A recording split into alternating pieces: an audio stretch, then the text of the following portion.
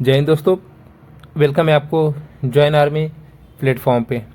दोस्तों आज की इस वीडियो में हम लोग कवर करेंगे 50 क्वेश्चन को कवर करेंगे, जो कि आर्मी नर्सिंग असिस्टेंट के एग्ज़ाम में काफ़ी बार आने की संभावना होती है और काफ़ी सारे क्वेश्चन आए भी हैं। ठीक है, तो 50 क्वेश्चन को हम लोग सॉल्यूशन के साथ ब्रीफली वे में हम लोग कवर करेंगे और देखेंगे किसके रिलेटेड कितने क्वेश्चन आर्मी में कई बार आ चुके हैं और काफ़ी बार आने की संभावना है। तो जो भी भाई आर्मी नर्सिंग असिस्टेंट की तैयारी कर रहे हैं तो प्लीज़ हमारे साथ जुड़कर अपनी तैयारी को और भी बूस्ट करें। ठीक है, तो चलते हैं। वीडियो को स्टार्ट करने से पहले मैं बता दूं कि वीडियो को अंत तक देखना और हमारे वीडियो को लाइक करके जाएं। Welcome to join army reliable platform. तो स्टार्ट करते हैं। स्टार्ट करेंगे केमिस्ट्री सेक्शन से, जिसमें होंगे केमिस्ट्री का 15 क्वेश्चन और काफ़ी इंपॉर्टेंट क्वेश्चन होंगे। फिर बायो का 15 क्वेश्चन हम लोग देखेंगे और फिजिक्स का 5 क्वेश्चन देखेंगे और अगेन मैथ का 5 क्वेश्चन देखेंगे एंड जीके का 10 क्वेश्चन देखेंगे। तो फुली ये एग्ज़ाम बेस्ड पे है, जो कि एग्ज़ाम में भी आपके इसी टाइप्स के इसी सेम पैटर्न पे आएंगे, जिसमें 15 question chemistry, 15 question bio, 5 question physics, 5 question math और रीजनिंग होंगे और 10 क्वेश्चन जीएस होंगे, जीके जीएस होंगे। ठीक है, तो ये आपके रहेंगे सारे सेट। ठीक है, तो स्टार्ट करते हैं केमिस्ट्री सेक्शन से। केमिस्ट्री सेक्शन का फर्स्ट क्वेश्चन ये रहेगा कि किसकी विद्युत ऋणात्मकता सबसे अधिक होती है। इसमें जो चीज़ें दी हुई है, ऑप्शन में दिए हुए हैं, जो तत्व दिए हुए हैं, उसमें से बताना है कि सबसे ज़्यादा ऋणात्मकता यानी कि विद्युत के ऋणात्मक जो तत्व है वो सबसे अधिक किसकी होती है ऋणात्मकता, तो बताना है। तो इसका आंसर क्या हो जाएगा? फ्लोरीन।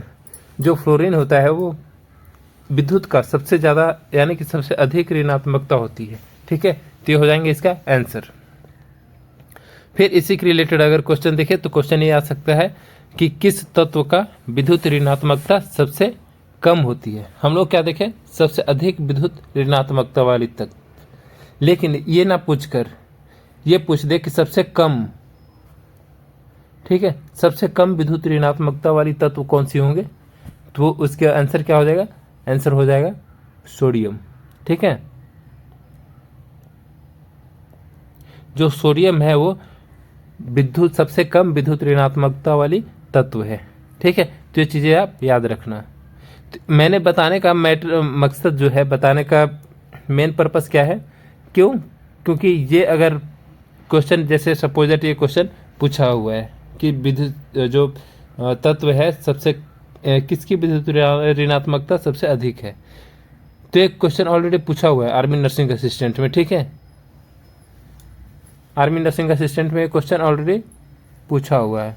लेकिन क्वेश्चन ये ना पूछकर सबसे अधिक ऋणात्मकता वाली ना पूछकर सबसे कम वाला पूछ दे, तो आप यहाँ पे फंस जाओगे। क्यों? क्योंकि सिर्फ आप ये रट कर गए हो, चीज़ें को ये रट कर गए हो कि सबसे अधिक ऋणात्मकता वाली तत्व कौन सी है, तो आप बता दो कि फ्लोरीन है। लेकिन सबसे कम पूछ दिया, तो सबसे कम वाली चीज़ों में आप क्वेश्चन ऐसे आएंगे तो फंस जाओगे। तो इसीलिए मैं सारे क्वेश्चन के रिलेटेड दो क्वेश्चन को कवर करते चलता हूँ, ताकि आप अलग कैंडिडेट से, दूसरे कैंडिडेट से आप हमेशा, ठीक है, आप हमेशा कितना 20% अधिक आपकी प्रैक्टिस हो, ताकि आप कैसे भी उसके घुमा फिरा कर क्वेश्चन पूछ दे, कितने भी टफ क्वेश्चन पूछ दे, तो आपको 20% ज़्यादा ही मार्क्स आएंगे। तो इसलिए मैं चीज़ों को घुमा कर करता हूँ। ठीक है, तो ये है। तो फिर चलते हैं। आपने देख लिया कि सबसे अधिक विद्युत ऋणात्मकता वाली तत्व कौन सी है, वो है फ्लोरीन। ठीक है, कौन सी है? फ्लोरीन, जो कि क्वेश्चन में दिया हुआ है कि सबसे अधिक विद्युत ऋणात्मकता वाली तत्व है फ्लोरीन। ठीक है, और फिर हम लोग कम वाले भी देख लिए कि सबसे कम विद्युत ऋणात्मक वाली तत्व है वो है सोडियम। ठीक है, सोडियम है। तो फिर इसके रिलेटेड एक और क्वेश्चन देखेंगे जो कि पीरियोडिक टेबल से है, उसको भी देखना जरूरी है। तो पीरियोडिक टेबल से क्या देखेंगे हम लोग? पीरियोडिक टेबल से देखेंगे कि आवर्त सारणी में विद्युत ऋणात्मकता किस दिशा में बढ़ती है, यानी कि जो आवर्त सारणी है, ठीक है, जो भी आवर्त सारणी है ये, तो उसमें विद्युत ऋणात्मक वाली जो तत्व है किस दिशा में बढ़ती है, तो किस दिशा में बढ़ेंगे, उसका आंसर हो जाएगा कि वो बाएं से दाएं की ओर बढ़ेंगे, ठीक है, ऐसे बढ़ेंगे।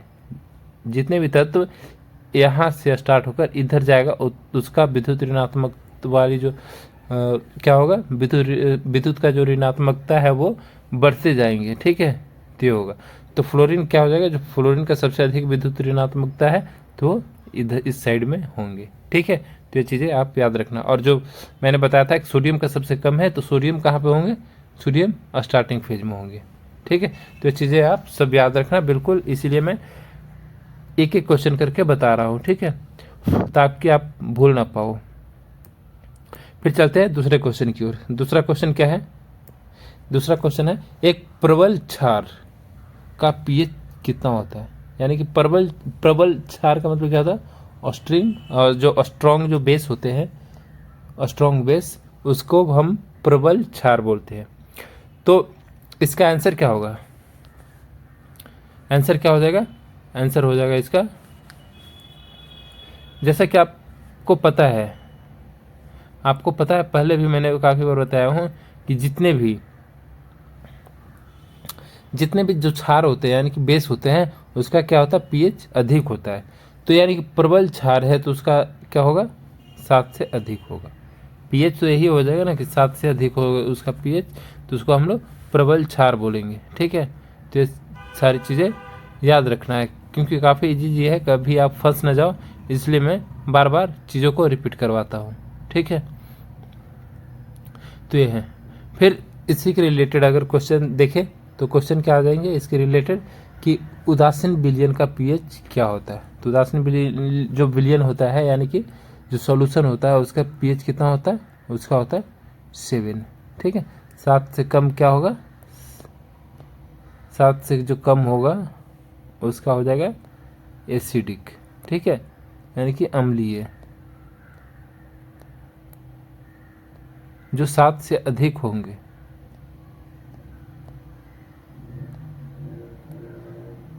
जो 7 से अधिक होंगे उसका क्या हो जाएगा, क्षारीय। तो चीज़ें मैंने काफ़ी बार बता भी चुका हूँ, लेकिन बार बार रिपीट करता हूँ ताकि आप भूल ना जाओ। फिर चलते हैं अगला क्वेश्चन की ओर। अगला क्वेश्चन क्या है, NaCl में बंध का प्रकार है। जो NaCl होता है सोडियम और क्लोराइड है इसमें, ठीक है। तो सोडियम क्लोराइड, ये जो फॉर्मूला क्या होता है इसका, रासायनिक नाम इसका क्या है, सोडियम क्लोराइड, यानी कि साधारण नमक। तो NaCl यानी कि सोडियम और क्लोरीन, ठीक है। तो ये दोनों के बीच जो बंधक होते हैं यानी जो बॉन्ड होते हैं, उस बॉन्ड को कौन सा बॉन्ड कहते हैं। तो आंसर क्या हो जाएगा, आंसर हो जाएगा आयनिक बॉन्ड, ठीक है। जो आयनिक बॉन्ड होते हैं उसको हम लोग NaCl और सॉरी Na यानी कि सोडियम और क्लोरीन को क्या करता है, बॉन्ड करके रखता है, यानी कि बांध कर रखता है, ठीक है। तो ये हो जाएंगे आंसर।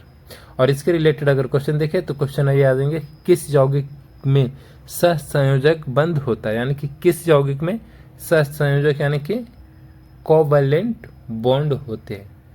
तो क्वेश्चन काफ़ी सारे ऑप्शन दे दिया रहेंगे, जिसमें इसका जो हाइड्रोजन जो ये होते हैं H2O यानी कि क्या है, हाइड्रोजन एंड ऑक्सीजन, ठीक है। तो इसमें क्या होता है, इसमें होता है कोवैलेंट बॉन्ड यानी कि सहसंयोजक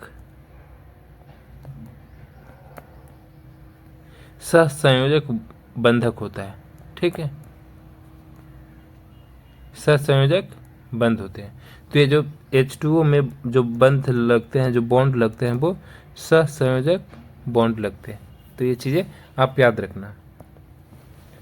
फिर इसी के रिलेटेड अगर क्वेश्चन आए कि निम्न में से कौन सा आयनिक यौगिक है, तो आयनिक यौगिक कौन सा है, वो होते हैं NaCl, ठीक है। इस NaCl में A हो जाएंगे क्या, स्मॉल हो जाएंगे, ठीक है, और Cl भी स्मॉल हो जाएंगे, सिर्फ कैपिटल कौन रहेगा, N। तो NaCl जो है वो एक कंपाउंड आयनिक है, यानी कि कौन सा है, आयनिक यौगिक है। ठीक है, तो ये चीज़ें भी आपको ध्यान में रखना है ताकि क्वेश्चन ये सारे काफ़ी पूछे जाते हैं केमिस्ट्री से क्वेश्चन, यही सेक्शन से कन्फ्यूजन वाली होती है, बाकी तो आप पीएच बता ही दोगे। ठीक है, अगला क्वेश्चन है कि एवोगाड्रो संख्या। ठीक है, जो एवोगाड्रो नंबर है वो क्या है, कौन सी किस चीज़ को एवोगाड्रो संख्या बोलेंगे, या एवोगाड्रो संख्या का मान क्या होता है, ऐसे भी क्वेश्चन आते हैं। ठीक है, तो एवोगाड्रो संख्या क्या है, वो हो जाएंगे 6.022 इंटू 10⁻23, ये हो जाएंगे एवोगाड्रो संख्या। ठीक है, और इसी के रिलेटेड अगर क्वेश्चन भी करें तो क्वेश्चन क्या आ जाएगा कि एवोगाड्रो संख्या क्या दर्शाती है। ठीक है, यानी कि क्या चीज़ को रिप्रेजेंट करती है, तो number of particles, number of particles को रिप्रेजेंट करती है। ठीक है, नंबर ऑफ पार्टिकल्स को क्या करता है, इंडिकेट करता है, तो ये हो जाएंगे आंसर।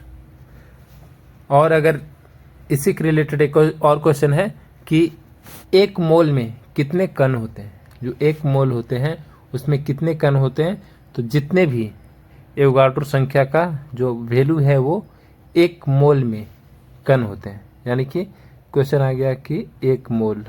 ठीक है, ये हो गया एक मोल में कितने कण होते हैं।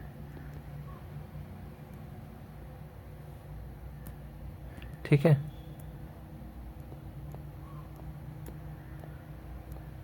कितने कण होते हैं, तो कितने होंगे, ये जो एवोगाड्रो संख्या है, एवोगाड्रो संख्या इतना हमारे यानी कि एक मोल में कण होते हैं। तो अगर क्वेश्चन आ जाए कि एक मोल में कितने कण होते हैं, तो जितने एवोगाड्रो संख्या की नंबर है यानी कि जितने वैल्यू है वो उतने एक मोल में कण होते हैं। ठीक है, तो ये हो जाएंगे आंसर। अगला क्वेश्चन देखते हैं।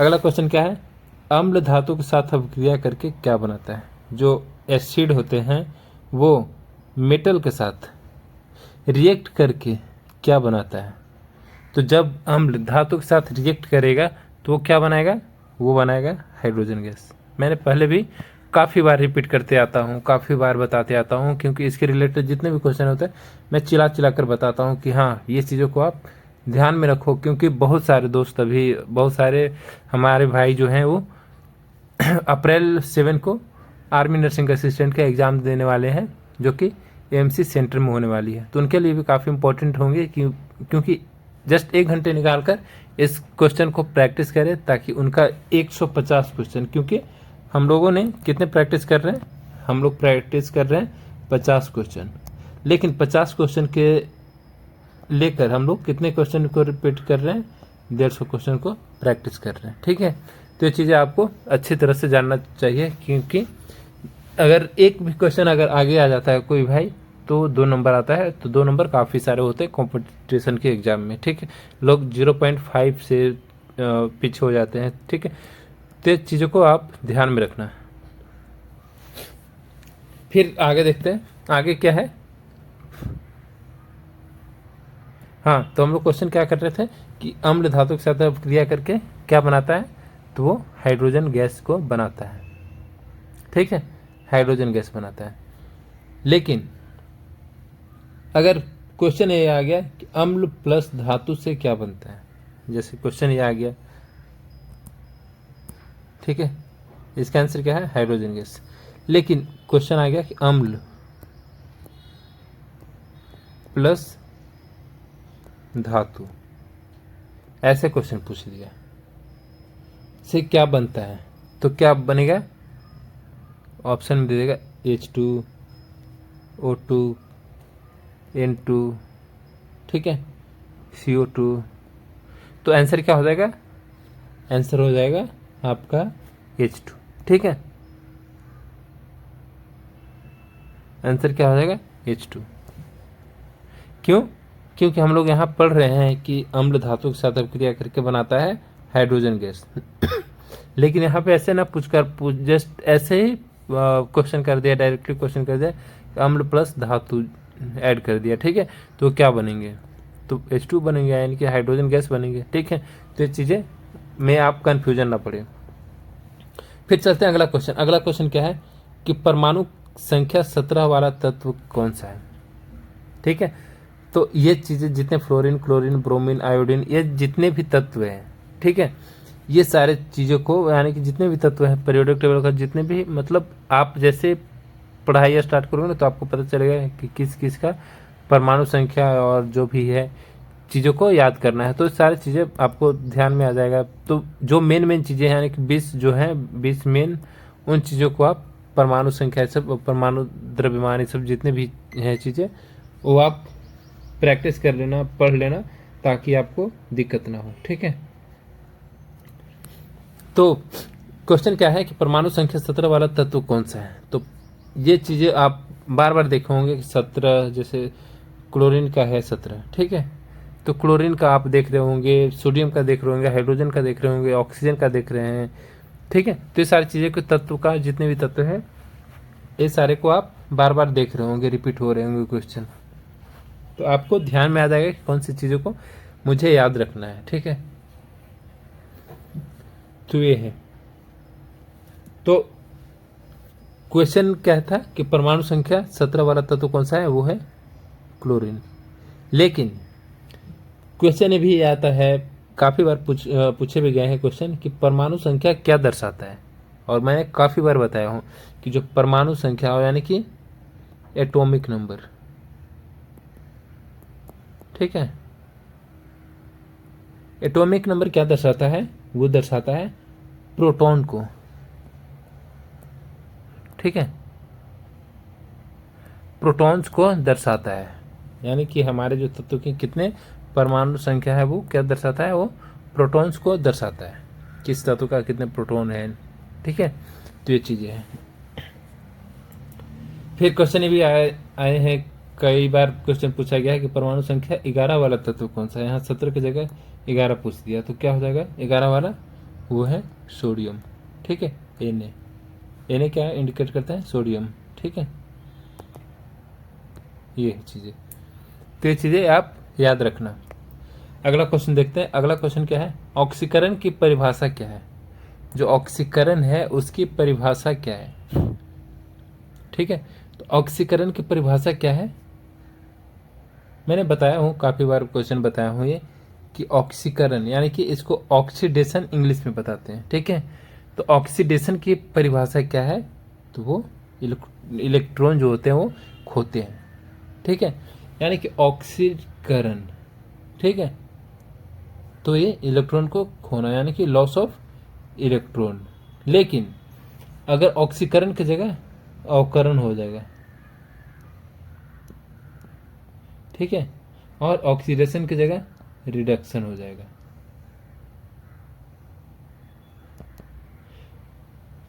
अगर पूछ दिया कि यह ऑक्सीडेशन है, इसको कट कर देते हैं, ऑक्सीकरण को भी कट कर देते हैं। पूछ दिया कि रिडक्शन, यानी कि इंग्लिश में क्या होता है, रिडक्शन का अवकरण जो होते हैं, जो अवकरण होते हैं उसके इंग्लिश में क्या होता है, रिडक्शन। तो क्वेश्चन पूछ दिया कि अवकरण की परिभाषा क्या है। तो अवकरण की परिभाषा क्या होता है, उसमें क्या होता है, गेन ऑफ इलेक्ट्रॉन, यानी कि इलेक्ट्रॉन को प्राप्त करते हैं। लेकिन अगर क्वेश्चन ये पूछ दे कि ऑक्सीकरण, ऑक्सीकरण की परिभाषा क्या है, तो इलेक्ट्रॉन को खोना। ठीक है, तो ये चीज़ें याद रखना। तो काफ़ी क्वेश्चन मैंने सेट किया हूँ जो कि प्रीवियस ईयर में पूछे जा चुके हैं। फिर इसके रिलेटेड अगर क्वेश्चन आ जाए कि ऑक्सीकरण क्या है, तो वही हो जाएगा कि लॉस ऑफ इलेक्ट्रॉन। रिडक्शन क्या है, यानी कि अपचयन। ठीक है, रिडक्शन का क्या और बोलते हैं, रिडक्शन को और क्या बोलते हैं, अपचयन। तो अपचयन का मतलब क्या होता है, वो होता है गेन ऑफ इलेक्ट्रॉन। ठीक है, ये हो जाएगा। तो ये सारी चीज़ें कॉमन क्वेश्चन है और काफ़ी स्कोरिंग क्वेश्चन है। इसमें ऐसे सेट में जो भी भाई 45 से नीचे आते हैं उनका चांसेस 50-50 का होता है। ठीक है, 50-50 का चांसेस होता है सिलेक्शन का। लेकिन जो 45 से ऊपर कर देता है, प्लस स्कोर करता है, उनके जो चांसेस होती है वो 75% बढ़ जाती है, मतलब काफ़ी उम्मीद हो जाती है सिलेक्शन होने की। ठीक है, तो ये सारी चीज़ें को आप बिल्कुल भी मिस ना किया करो, क्योंकि काफ़ी यानी कि लाइफ की सवाल है, आपकी कैरियर की सवाल है, फ्यूचर की सवाल है, तो थोड़ी सी भी आप लापरवाही ना करें और अच्छे से पढ़ाई करें। तो फिर अगले क्वेश्चन है, अगला क्वेश्चन क्या है, सिरके में पाया जाता है, जो विनेगर जो होते हैं उसमें क्या चीज़ का कंटेंट होता है, जो कंटेंट्स होते हैं वो क्या चीज़ का होते हैं। तो आंसर क्या हो जाएगा, वो एसिटिक एसिड। ठीक है, एसिटिक एसिड।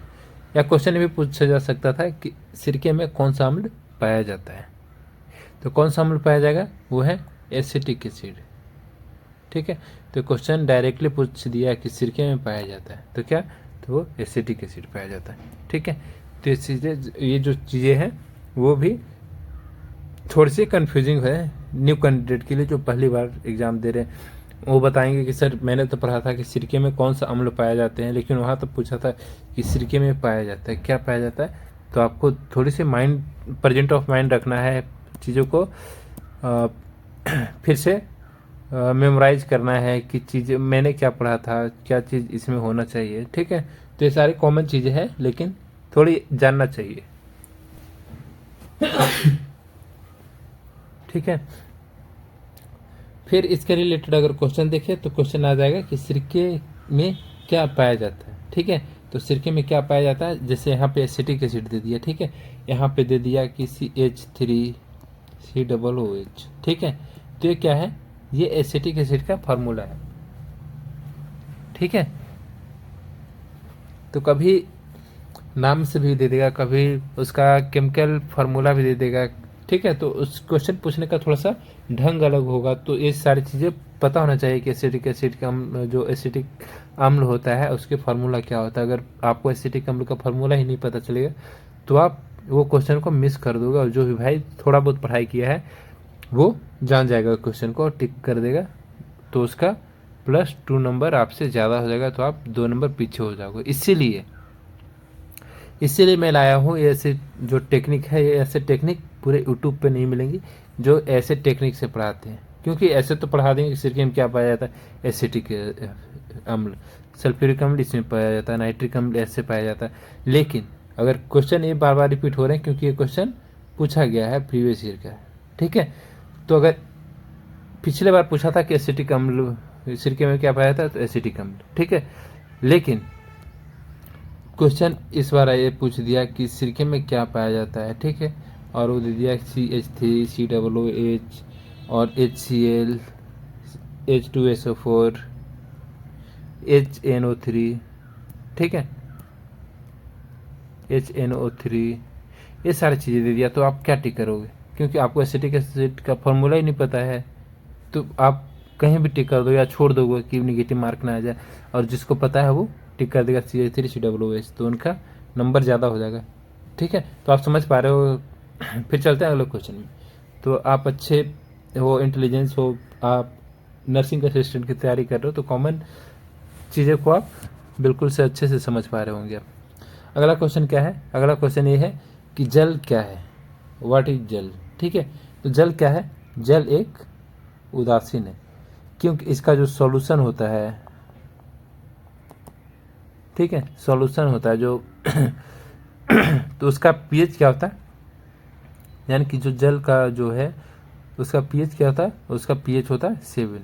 और मैंने बताया कि 7 जिसका पीएच होता है वो नेचर में कैसा होता है, न्यूट्रल होता है। ठीक है, तो ये चीज़ें हैं। फिर चलते हैं अगला क्वेश्चन। हालांकि जल से ज़्यादा क्वेश्चन वैसे पूछे नहीं जाएंगे, इजी क्वेश्चन आते हैं, इसलिए हम लोग उसको स्किप करके आगे वाली क्वेश्चन को टारगेट किया। क्वेश्चन ये पूछ रहा है कि निम्न में से कौन ऑक्सीकारक है। ऑक्सीकारक को इंग्लिश में क्या बताते हैं, ऑक्सीडाइजिंग। ठीक है, तो ऑक्सीकारक कौन सा है निम्न में से, तो निम्न में से ऑक्सीकारक हमको चुनना है, तो आंसर क्या हो जाएंगे, ऑक्सीकारक जो है वो ऑक्सीजन है। ठीक है, जो ऑक्सीकारक है वो ऑक्सीजन है, तो ये हो जाएंगे आंसर। ठीक है, तो इसके रिलेटेड अगर क्वेश्चन देखें तो क्वेश्चन क्या आ जाएगा, क्वेश्चन आ जाएगा कि कौन सी गैस दहन में सहारा देता है या फिर सहायता करता है, तो वो हो जाएंगे ऑक्सीजन। ठीक है, क्या हो जाएंगे वो ऑक्सीजन। आंसर यही हो जाएगा। फिर क्वेश्चन ये पूछ दे कि अग्निशामक में कौन सी गैस उपयोग होती है। तो अग्निशामक में कौन सी गैस उपयोग होती है, वो होती है CO2। ठीक है, कौन सी गैस, वो है CO2। CO2 यूज होते हैं अग्निशामक में गैस के रूप में। ठीक है, तो ये काफ़ी इजी क्वेश्चन है। तो क्योंकि अग्निशामक में जब भी हमें दहन की जरूरी होती है, दहन के लिए कौन सी ऑक्सीजन, सॉरी दहन के लिए क्या जरूरी होती है, वो है ऑक्सीजन। लेकिन अग्निशामक में CO2 यूज करते हैं। क्यों?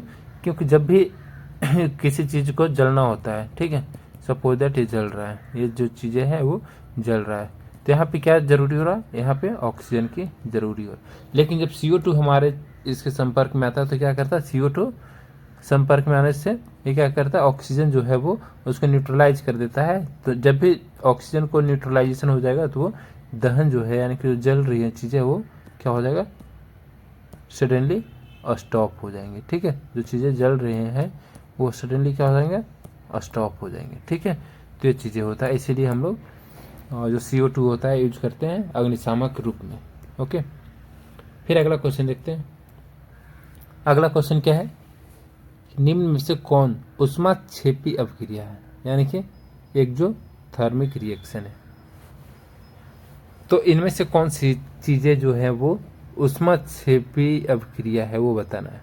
तो आंसर क्या हो जाएगा, आंसर हो जाएगा श्वसन।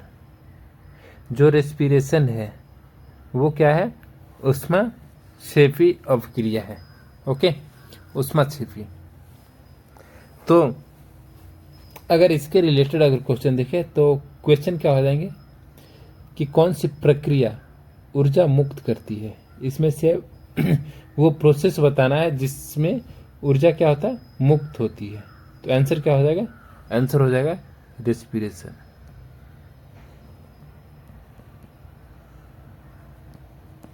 जो रेस्पिरेशन है उसमें क्या होता है, ऊर्जा मुक्त होती है।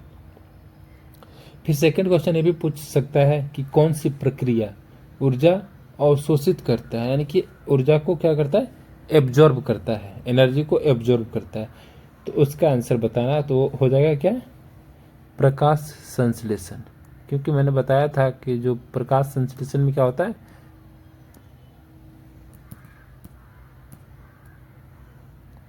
प्रकाश संश्लेषण।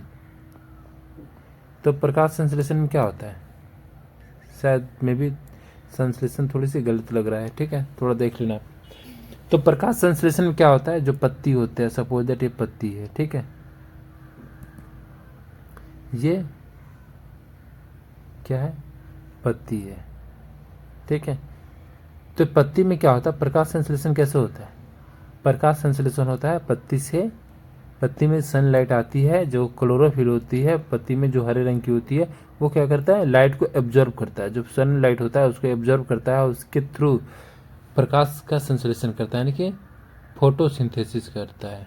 और फोटोसिंथेसिस क्या होता है, एक पेड़ पौधों को क्या होता है, खाना बनाने का एक प्रक्रिया होता है। ठीक है, खाना बनाने का एक प्रोसेस होता है। ठीक है, तो ये चीज़ें याद आना चाहिए आपको, कब, एग्जाम के टाइम में।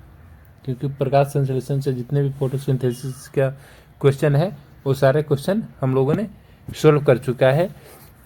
तो उम्मीद है कि कोई भी क्वेश्चन ना बचे। ठीक है, फिर चलते हैं अगला क्वेश्चन पे। अगला क्वेश्चन क्या है, वह गैस जो चूने के पानी को दूधिया बना देती है। हम लोगों ने काफ़ी बार क्वेश्चन किया है ये, कार्बन डाइऑक्साइड। ठीक है, और प्रकाश संश्लेषण यानी कि जो फोटोसिंथेसिस होता है उसमें भी यूज होने वाली जो गैस है वो फोटोसिंथेसिस है। ठीक है, और यूज होकर हम लोग को जो एंड प्रोडक्ट देती है वो कौन सा गैस होता है, वो है ऑक्सीजन, जो हम लोग इनटेक करते हैं, यानी कि जो श्वसन के दौरान हम लोग लेते हैं। ठीक है, तो ये सारी चीज़ें हैं।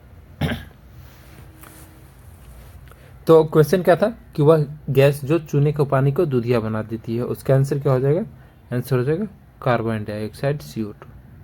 ठीक है, ये है। और इसके रिलेटेड अगर क्वेश्चन देखें तो वही इजी वाले क्वेश्चन हो जाएंगे अपना, कि कौन सी गैस चूने को पानी को दूधिया बना देती है, तो हो जाएंगे CO2। फिर क्वेश्चन याद आएंगे कि चूने के पानी का रासायनिक रूप से क्या है, तो क्या है, वो है CaOH का होल ट्वाइस, यानी कि क्या हो जाएगा, कैल्शियम हाइड्रोक्साइड। ठीक है, कैल्शियम हाइड्रोक्साइड, इसको हम लोग क्या बोलेंगे, कैल्शियम हाइड्रोक्साइड। तो ये है। फिर अगला क्वेश्चन देखते हैं। अगला क्वेश्चन क्या है, निम्न में से सबसे अधिक क्रियाशील धातु कौन सा है। क्रियाशील का मतलब क्या होता है, क्रियाशील का मतलब काफ़ी ज़्यादा रिएक्टिव है, चीज़ों से जल्दी रिएक्ट हो जाती है। ठीक है, तो ये होता है क्रियाशील। तो आंसर क्या हो जाएगा, इसका आंसर हो जाएगा ये सोडियम। इसीलिए सोडियम को क्या करते हैं, सोडियम बहुत ज़्यादा क्रियाशील है, इसीलिए हम लोग सोडियम को किरोसिन तेल में डुबो कर रखते हैं। कहाँ रखते हैं, किरोसिन तेल में डुबो कर रखते हैं। ठीक है, तो किरोसिन तेल में इसलिए हम लोग डुबा कर रखते हैं क्योंकि ये काफ़ी ज़्यादा रिजेक्टिव है, यानी कि क्रियाशील धातु है। ठीक है, तो ये है चीज़ें। फिर इसके रिलेटेड अगर क्वेश्चन देखें तो क्वेश्चन याद देंगे कि सबसे अधिक क्रियाशील धातु वो है सोडियम। ठीक है, और दूसरे क्वेश्चन ये देखेंगे कि कौन सी धातु सबसे कम क्रियाशील है। सबसे अधिक तो कौन सी है, वो है सोडियम, लेकिन अगर सबसे कम क्रियाशील धातु देखें तो वह है सिल्वर। ठीक है, सिल्वर जो है वो लेस रिएक्टिव है। ठीक है, बहुत कम रिएक्टिव है। ओके, ये हो जाएंगे आंसर। फिर अगला क्वेश्चन देखते हैं। अगला क्वेश्चन क्या है, कार्बन का परमाणु द्रव्यमान, कार्बन का परमाणु द्रव्यमान कितना होता है, यानी कि एटॉमिक मास। तो कार्बन का एटॉमिक मास कितना होगा, आंसर कितना हो जाएगा, 12। ठीक है, जो एटॉमिक मास है कार्बन का वो है 12। तो ये हो जाएंगे आंसर। और इसके रिलेटेड अगर क्वेश्चन देखें तो क्वेश्चन याद देंगे कि जो ऑक्सीजन है, ऑक्सीजन का जो परमाणु द्रव्यमान कितना होता है। तो ऑक्सीजन का परमाणु द्रव्यमान होता है ऑक्सीजन का परमाणु द्रव्यमान कितना होता है, वो है 16। हाइड्रोजन का परमाणु द्रव्यमान कितना होता है, वो है 1। और ये क्या पूछ दिया है, कार्बन। ठीक है, तीनों चीज़ों का हो गया, कार्बन का 12, ऑक्सीजन का 16, हाइड्रोजन का 1। ठीक है, तो ये तीनों जो तत्व है उसका आप परमाणु द्रव्यमान याद कर लेना। तो ये तीनों में से एक श्योर है, 100% श्योरिटी के साथ बोल रहा हूँ, ये तीनों में से अगर पूछा तो ये तीनों में से एक जरूर पूछेंगे, क्योंकि ये बार बार क्वेश्चन रिपीटेड हो रहे हैं। ओके, तो तीनों को आप याद रखना। अगला क्वेश्चन देखते हैं। अगला क्वेश्चन क्या है, निम्न में से कौन सी निष्क्रिय गैस है। निष्क्रिय का मतलब क्या होता है, नोबेल गैस। ठीक है, तो नोबेल गैस इनमें से पता करना कि इनमें से कौन सा नोबेल गैस है। तो आंसर हो जाएगा हीलियम। हीलियम गैस जो है वो नोबेल गैस है।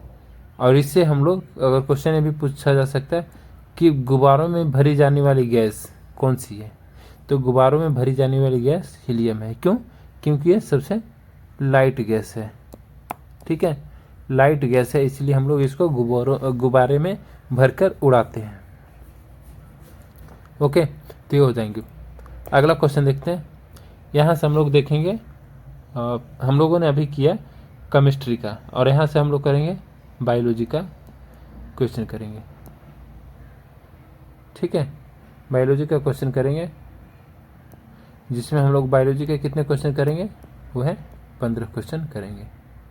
ठीक है, तो आप ध्यान से ऐसे ही दिल से और दिमाग से बिल्कुल प्रेजेंट रखकर क्वेश्चन को अच्छे से जज करें और पढ़ाई करें। तो यहाँ से हम लोग बायोलॉजी का देख रहे हैं। तो फर्स्ट क्वेश्चन क्या है, फर्स्ट क्वेश्चन ये है कि क्रेब्स चक्र क्या होता है। जो क्रेब्स चक्र होता है वो, उससे हम किसे कहते हैं, क्रेब चक्र। ओके, तो क्रेब चक्र जो होता है वो, ये जो क्वेश्चन है किसमें है, ये बायोलॉजी, एक होता है बायोलॉजी और एक होता है बायोकेमिस्ट्री।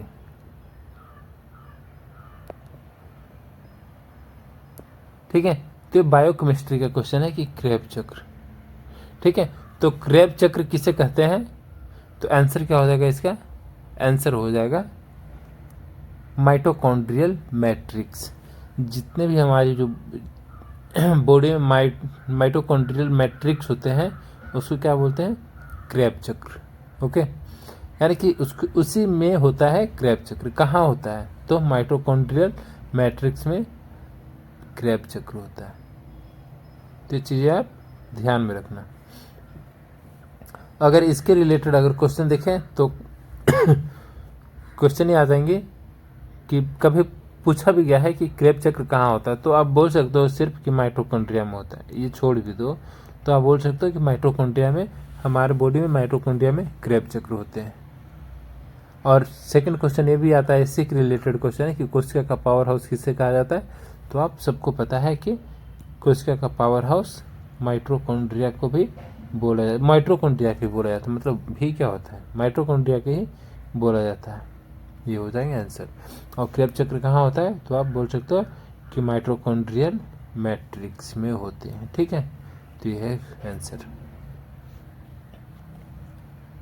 तो आई होप आप अच्छे से समझ पा रहे हैं और इंटरेस्टिंग क्वेश्चन लेकर आया हूँ ताकि आप अच्छे से मन लगाकर आप बिल्कुल पढ़ाई कर पाओगे, ठीक है। फिर अगला क्वेश्चन देखते हैं। अगला क्वेश्चन क्या है? सार्वभौमिक। सार्वभौमिक मतलब क्या होता है? यूनिवर्सल, ठीक है। क्या बोलते हैं? यूनिवर्सल। सार्वभौमिक मतलब यूनिवर्सल। ओके। ग्राही मतलब क्या बोलते हैं? रिसिपिएंट। रिसिपिएंट मतलब जो चीज़ों को ग्रहण करता है। आप ये भी बोल सकते हो ग्राही की जगह ग्रहण। जो सार्वभौमिक यानी कि सारे से ग्रहण करने वाला ब्लड, रक्त, यानी कि रक्त मतलब क्या है? ब्लड, यानी कि ब्लड ग्रुप कौन सा है, यानी जो सारे ब्लड ग्रुप से ब्लड ले सकता है वो ब्लड ग्रुप को बताना है नाम। तो ब्लड ग्रुप कौन सा है? वो है ओ। यानी कि हमारे बॉडी में कितने होते हैं ब्लड ग्रुप? सबको पता होना चाहिए, ए बी ओ, और एक है बॉम्बे ग्रुप, ठीक है। बॉम्बे ग्रुप, ठीक है।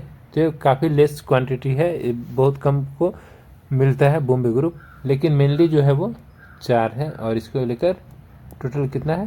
5। और RH होता है, एक होता है RH जिसमें पॉजिटिव और निगेटिव होता है। तो ये 2 होते हैं। आपने सुना होगा कि मेरा O निगेटिव है, मेरा O पॉजिटिव है, ठीक है। मेरा O निगेटिव है, मेरा O पॉजिटिव है, A पॉजिटिव है, A निगेटिव है, B निगेटिव है, B पॉजिटिव है। तो इस चीज़ें आपने काफ़ी सुना होगा, ठीक है। तो ये जो चीज़ें होता है इसमें क्या होता है? सार्वभौमिक ग्राही रक्त समूह। तो इसका आंसर क्या हो जाएगा? क्वेश्चन जो है सार्वभौमिक रक्त समूह कौन सा है, यानी कि O। अगर इसमें भी अगर स्पेसिफिक पूछे तो क्या हो जाएगा? O निगेटिव जो है वो सार्वभौमिक, यानी कि जो O तो ये हो गया क्या? Blood group. जो माइनस ये जो है वो क्या है? RH, ठीक है। और RH अगर पूछ दे कि RH का खोज किसने किया था तो वो है लैंड स्टीनर, ठीक है। लैंड स्टीनर एंड ये खोज किया था, ठीक है, RH का। तो चीज़ें काफ़ी इजी क्वेश्चन है, आप अच्छे से समझ पाओगे। तो सार्वभौमिक पूछ लिया हम लोगों ने, सार्वग्राही पूछ लिया, सार्वभौमिक ग्राही हम लोगों ने देख लिया, ठीक है। यानी कि हम लोगों ने अभी क्या देखा? हम लोगों ने देखा अभी सॉरी इसलिए क्योंकि हम लोगों ने देखा ग्राही, यानी कि सभी को देता है वो ब्लड ग्रुप, तो हो जाएगा AB। और सार्वभौमिक दाता अगर पूछे, सार्वभौमिक दाता, तो दाता में ये O आ जाएंगे, यानी कि जो सबको देता है वो ब्लड ग्रुप O है। और सार्वभौमिक ग्राही, ठीक है, सार्वभौमिक ग्राही जो है वो कौन सा है? वो है AB, ठीक है, AB है। तो आप चीज़ें अच्छे से को रिलेट कर सकते हो। ओके, यानी कि सबको ब्लड ग्रुप दे सकता है वो सबसे ग्रुप ब्लड ग्रुप सारे ब्लड ग्रुप से वो ब्लड ले सकता है वो है ए बी। ठीक है, तो ये दोनों चीज़ें अलग अलग हैं, तो आप अच्छे से समझ पा रहे होंगे। फिर चलते हैं अगला क्वेश्चन की ओर। अगला क्वेश्चन क्या है, रक्त यानी कि जो ब्लड जम जाता है, यानी इसको क्या बोलते हैं, क्लॉटिंग। ठीक है, तो जो ब्लड जमने के लिए आवश्यक विटामिन कौन सा है, तो है विटामिन के। विटामिन के की रासायनिक नाम क्या है, अगर पूछ दिया कि विटामिन के की रासायनिक नाम क्या है, तो है फिनोक्विनोन। ठीक है, क्या बोलते हैं उसको, फिनोक्विनोन। तो ये हो जाएंगे इसका आंसर, फिनोक्विनोन। और जो रक्त जमने के लिए आवश्यक विटामिन है वो है विटामिन के। और अगर इसके रिलेटेड अगर क्वेश्चन देखें तो क्वेश्चन आ सकते हैं, काफ़ी बार क्वेश्चन पूछे भी जा चुके हैं कि विटामिन सी की कमी से कौन सी रोग होता है, तो वह है स्कर्वी। विटामिन सी की कमी से होता है ये रोग। ठीक है, विटामिन डी की कमी से कौन सा होता है,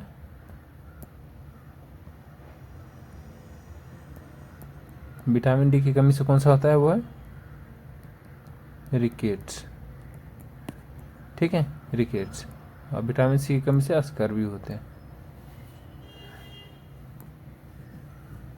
तो ये दो क्वेश्चन आप देख चुके हैं।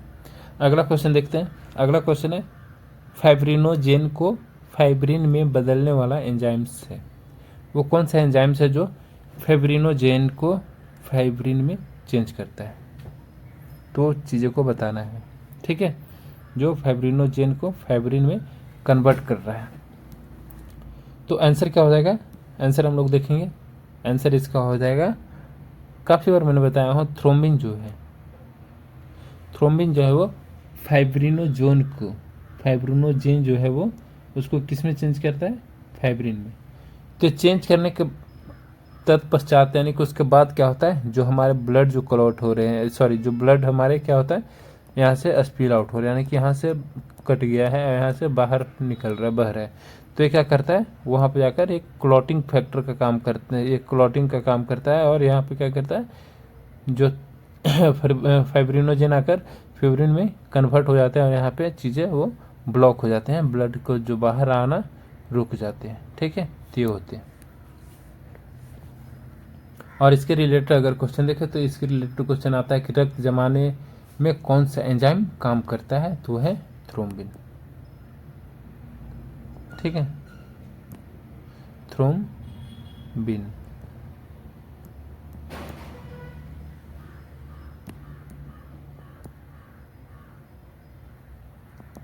ठीक है, ये क्या करता है, ब्लड को जमाने में काम करता है, ये एंजाइम से। ओके, और इसी के रिलेटेड अगला क्वेश्चन ये आ जाएगा कि फाइब्रिन, जो फाइब्रिन होता है किससे बनता है, तो फाइब्रिन जो होता है वो फिब्रिनोजेन से बना होता है। ठीक है, तो ये दो क्वेश्चन थे। अगला क्वेश्चन देखते हैं। अगला क्वेश्चन क्या है, किडनी की कार्यात्मक इकाई क्या है। जो किडनी होता है वो कार्यात्मक इकाई क्या होता है किडनी का, तो किडनी का कार्यात्मक इकाई होता है नेफ्रॉन। नेफ्रॉन क्या करता है, किडनी में एक फिल्ट्रेशन का काम करता है, एक यूनिट होता है, यानी कि किडनी जो है नेफ्रॉन पे ही टोटली डिपेंड है, इसका यूनिट है। अगर नेफ्रॉन नहीं है तो किडनी का नामो निशान नहीं रहता। ठीक है, तो यह क्या यूनिट है, यानी कि कार्यात्मक इकाई है। एक होता है फंक्शनल और एक होता है स्ट्रक्चरल। तो ये क्या है, फंक्शनल इकाई है, यानी कि फंक्शनल यूनिट है। तो ये है। और इसके रिलेटेड अगर क्वेश्चन देखें तो क्वेश्चन आ जाएगा कि किडनी में निस्पंदन कहाँ होता है, यानी निस्पंदन मतलब क्या होता है, फिल्ट्रेशन। ठीक है, जो किडनी में फिल्ट्रेशन कहाँ पर होता है, यानी कि निस्पंदन कहाँ पर होता है, तो वो होता है ग्लोमेरुलस। ठीक है, कहाँ होता है, ग्लोमेरुलस में फिल्ट्रेशन होता है किडनी में। तो ये है। अगला क्वेश्चन देखते हैं। अगला क्वेश्चन क्या है, आयोडीन की कमी से कौन सा रोग होता है। मैंने काफ़ी बार बताया हूँ कि आयोडीन की कमी से घेंघा रोग होता है, गोइटर होता है। जो में इसमें क्या होता है, जो एक गर्दन है हमारी, सपोज दैट ये गर्दन है, ये हेड है। ठीक है, तो ये जो गर्दन है, गर्दन में क्या होता है, स्वेलिंग हो जाता है, काफ़ी बड़ा इनलार्ज होता है गोइटर, यानी जो कि झींगा के कारण होता है, सॉरी जो कि आयोडीन की कमी होती है। ये नहीं, बहुत लोग बोलते हैं कि नमक के कारण हो गया, तो नमक के कारण नहीं होता है, ये किस कारण होता है, नमक में युक्त जो होता है, नमक में युक्त जो आयोडीन होता है, ठीक है, जो आयोडीन होता है नमक में, उसके कारण होता है। अगर वो क्या होता है, आयोडीन कम होता है तो उसके कारण क्या होता है, घेंघा रोग हो जाता है, ठीक है, तो ये होता है। तो फिर चलते हैं, ये तो क्वेश्चन हो गया, इसके जो रिलेटेड क्वेश्चन है उसको हम लोग देखते हैं, ठीक है। इसके रिलेटेड क्या क्वेश्चन आ जाएगा, इसके रिलेटेड क्वेश्चन ये आ जाएंगे कि लोहा, ठीक है, जो लोहा की कमी से लोहा की कमी से क्या होता है, तो लोहा की कमी से होता है, यानी कि लोहा को और एक रूप में क्या जाना जाता है, तो आयरन, तो आयरन की कमी से होता है एनीमिया, ठीक है, एनीमिया होता है। और एनीमिया भी काफ़ी सारे टाइप्स के अलग अलग होते हैं, वो डिपेंड करता है कैसे फंक्शनल, किस फंक्शन के कारण कम हो रहा है आयरन, ठीक है। तो इसमें भी काफ़ी सारी चीज़ें हैं, तो आप इतना डीप में ना जाओ, मैंने काफ़ी पहले भी बताया था, pernicious anaemia, sickle cell anaemia, ये सब सारी चीज़ें काफ़ी होता था, जो कि जो सेल का स्ट्रक्चर पे डिपेंड करता है, ठीक है। तो ये है, फिर चलते हैं अगला क्वेश्चन। अगला क्वेश्चन क्या है, डीएनए प्रतिकृति कैसी होती है, जो डीएनए की जो प्रकृति होता है, रेप्लिकेशन होता है, कैसी होती है, तो आंसर क्या हो जाएगा, आंसर हो जाएगा कि वो अर्ध संरक्षित, यानी कि सेमी कंजर्वेटिव, जो कंजर्वेटिव जो होते हैं, यानी कि अर्ध संरक्षित, यानी कि सेमी कंजर्वेटिव। तो जो डीएनए का प्रकृति ऐसी होती है, ठीक है। अगर इसके रिलेटेड अगर क्वेश्चन देखें तो क्वेश्चन आ जाए कि डीएनए जो होता है वो कहाँ पाया जाता है, तो डीएनए हमेशा न्यूक्लियस में पाया जाता है, ठीक है, यानी कि नाभिक में पाया जाता है, नाभिक में पाया जाता है, ओके, ये हो गया। और डीएनए का मैंने पहले भी फुल फॉर्म बताया था, डीएनए एंड आरएनए का, कि डीएनए का फुल फॉर्म क्या होता है, तो वो होता है डीऑक्सीराइबो न्यूक्लिक एसिड, और आरएनए का राइबो न्यूक्लिक एसिड, ये होता है। अगला क्वेश्चन है कि कौन सा कोशिकांग सुसाइडल बैग कहलाता है, यानी कि कौन सा ऑर्गेनील, ठीक है, सुसाइडल बैग के नाम से जाना जाता है। तो सुसाइडल बैग के नाम से कौन सा ऑर्गेनील जाना जाता है, वो होता है लाइसोसोम। लाइसोसोम जो होता है वो सुसाइडल बैग के नाम से जाना जाता है, ओके, ये हो जाएंगे आंसर। और इसी के रिलेटेड अगर क्वेश्चन देखें तो लाइसोसोम में क्या होता है, तो लाइसोसोम में होता है एंजाइम्स, इसमें जो होता है लाइसोसोम, इसमें क्या होता है, तो इसमें होता है एंजाइम्स होते हैं, ठीक है, ये होता है। फिर अगला क्वेश्चन देखते हैं। अगला क्वेश्चन क्या है, मस्तिष्क का कौन सा भाग अनैच्छिक क्रियाओं को नियंत्रित करता है। अनैच्छिक क्या होता है, अनैच्छिक होता है इनवॉलेंट्री, यानी कि उसमें इन्वॉल्वमेंट नहीं होता है उस चीज़ें में, यानी कि मस्तिष्क का कौन सा भाग अनैच्छिक क्रियाओं में नियंत्रित करता है, यानी कि वो चीज़ें अनैच्छिक है, मतलब जैसे कि हार्ट रेट, पल्स, ये सब, यानी कि उसको चाह कर भी हम लोग कंट्रोल नहीं कर सकते, मतलब डायरेक्टली ये बोल सकते हैं जिस पे हम लोग की कोई कंट्रोल नहीं है, जैसे रेस्पिरेशन है, ठीक है, रेस्पिरेशन है, हार्ट बीट है, तो ये सारी चीज़ें पे हम लोग क्या है, कंट्रोल नहीं है। आप चाह कर भी हार्ट बीट नहीं रोक सकते हो, आप चाह कर भी रेस्पिरेशन नहीं रोक सकते हो, जब भी एक्वाकान लोगे तो फिर से लेना स्टार्ट कर दोगे, तो ये सारे अनैच्छिक होते हैं, ठीक है, तो ये होता है। तो क्या है क्वेश्चन, क्या मस्तिष्क का कौन सा भाग अनैच्छिक क्रियाओं को नियंत्रित करता है, तो अनैच्छिक क्रियाओं को नियंत्रित करने वाला कौन सा भाग है, वो है मेडुला ऑब्लांगाटा। मेडुला ऑब्लांगाटा जो है वो क्या करता है, अनैच्छिक क्रियाओं को कंट्रोल करता है, ओके, ये हो जाएंगे आंसर। तो काफ़ी अच्छी क्वेश्चन है। और इसके रिलेटेड अगर क्वेश्चन देखें तो क्वेश्चन आ जाएंगे कि सेरिबेलम जो है होता है, सेरिबेलम क्या नियंत्रित करता है, तो सेरिबेलम हमारे बैलेंस को नियंत्रित करता है, जो हमारी बॉडी का जो बैलेंस होता है, ठीक है, तो उसको क्या करता है, नियंत्रित करता है। सेरिबेलम और सेरिब्रम में भी काफ़ी डिफरेंट है, ठीक है, तो आप कन्फ्यूजन ना होना, सेरिबेलम अलग चीज़ है और सेरिब्रम अलग चीज़ है। तो अब मैं बात कर रहा हूँ सेरिबेलम का। जो सेरिबेलम होता है वो बैलेंस को कंट्रोल करता है, ठीक है। अगला क्वेश्चन देखते हैं। अगला क्वेश्चन क्या है, टीबी किससे होता है। जो टीबी होता है, यानी कि टीबी का फुल फॉर्म क्या होता है, आपने सुना होगा कि बस टीबी, कि उसको टीबी हो गया, इसको टीबी हो गया। तो टीबी का फुल फॉर्म क्या होता है, तो टीबी का होता है ट्यूबर कुलोसिस, ठीक है। क्या होता है, ट्यूबरकुलोसिस। तो टीबी किससे होता है, इसमें बताना वायरस है, बैक्टीरिया है, फंगस है, प्रोटोजोआ है, क्या चीज़ है वो टीबी जो लोगों को इन्फेक्ट करता है, किसको, हार्ट को, सॉरी क्या, किसको इन्फेक्ट करता है, लंग्स को, ठीक है। मेनली किसको इन्फेक्ट करता है, लंग्स को। लेकिन टीबी ये नहीं है कि सिर्फ लंग्स में ही होता है, टीबी कहीं भी हो सकता है, जैसे कि स्किन पे भी हो जाता है। किसी को आप देखोगे कि वाइट वाइट पैचेज हो गया उसके स्क्रीन पे, तो उसको क्या बोलते हैं, लेप्रोसी, उसको बोलते हैं लेप्रा, ऐसे लेप्रोसी वो बोलते हैं, ठीक है। लेकिन मेनली क्या जाना जाता है, लेप्रा। तो लेप्रा क्या होता है, एक प्रकार का है स्किन का टीबी है, स्किन में टीबी होता है, ठीक है। हमारे त्वचा पर जो होता है वो टीबी होता है। तो ये चीज़ें हैं, ठीक है। तो लेप्रोसी है। किसी किसी को आपने सुना होगा, किसी मसल्स में हो गया, कहीं पे जॉइंट पे हो गया, ये सब बस काफ़ी सारी चीज़ें, तो सारे भी टीबी ही होते हैं। लेकिन जो मेनली जाने जाते हैं वो लंग्स के जाने जाते हैं कि लंग्स में टीबी होता है, ठीक है। तो ये होता है। तो जो टीबी होता है, ट्यूबरकुलोसिस होता है, वो किससे होता है, तो ट्यूबरकुलोसिस किससे होते हैं, वो होता है बैक्टीरिया से। और टीबी का बैक्टीरिया जो होता है उसको किस नाम से जाना जाता है, तो उसको माइको बैक्टीरियम ट्यूबरकुलोसिस, ठीक है।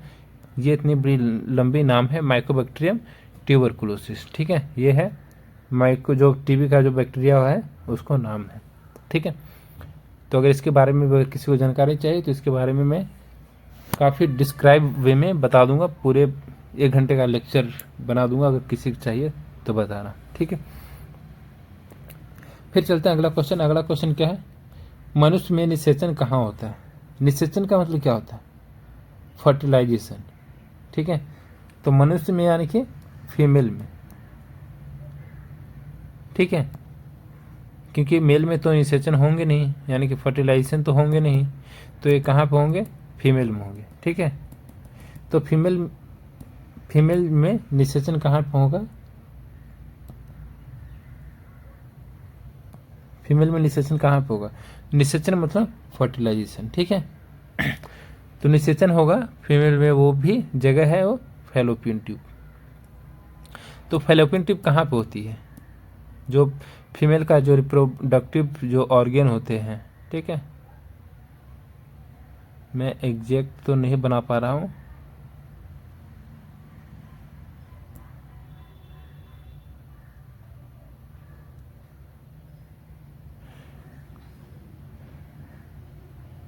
ठीक है।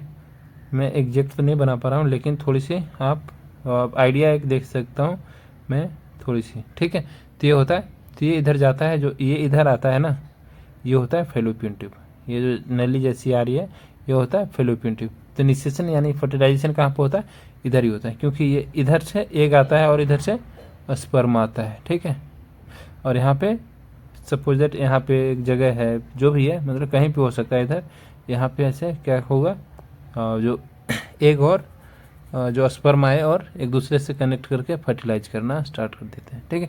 तो ये चीज़ें होती है, तो होगा फैलोपियन ट्यूब में, ये हो जाएगा आंसर। इसके रिलेटेड अगर क्वेश्चन देखें तो इसके रिलेटेड क्वेश्चन आ जाएगा कि जो इम्प्लांटेशन जो होता है वो कहाँ पे होता है। इम्प्लांटेशन का मतलब क्या होता है, रोपण, हिंदी में अगर जाने तो होता है उसका मतलब रोपण, ठीक है। तो इम्प्लांटेशन जो होता है वो कहाँ पे होता है, तो वो होता है यूट्रस में, ठीक है। तो ये चीज़ें ना जानो तो सही है, क्योंकि काफ़ी अलग आ जाएंगे आपके सिलेबस के अकॉर्डिंग, ठीक है। लेकिन फिर भी ऐसे just as a normally just awareness के कारण, आप अवेयरनेस के लिए आप जान सकते हो कि निषेचन कहाँ पे होता है, सॉरी रोपण कहाँ होता है, तो वो होता है यूट्रस में, ठीक है। अगला क्वेश्चन देखते हैं, हीमोग्लोबिन क्या ले जाता है? हीमोग्लोबिन क्या ले कर जाएगा? हीमोग्लोबिन का मतलब क्या होता है?